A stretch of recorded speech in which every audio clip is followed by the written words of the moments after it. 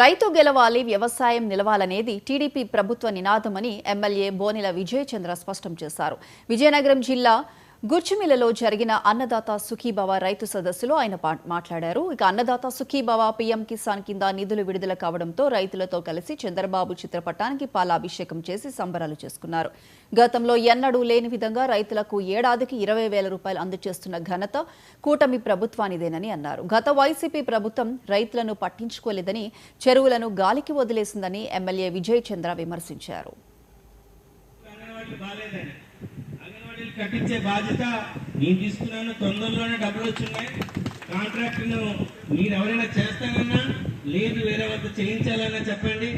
మొదటిగా 2 అంగన్వాడీస్కి అయితే నేను ఇమీడియట్గా ఫండ్స్ అరేంజ్ చేస్తాను, అది కట్టుకోండి. ఇంకో మాట చెప్తున్నా, ఎవరున్నా రాసుకోండి. మన ప్రభుత్వంలోనే ఈ 5 సంవత్సరాల్లోనే జంజావతి ప్రాజెక్ట్ని ఫినిష్ చేస్తాం. ప్రతి రైతుకి మాటిస్తున్నాను. మీరు ఎక్కడికో రాసుకోండి. ఖచ్చితంగా మీ శాసనసభ్యునిగా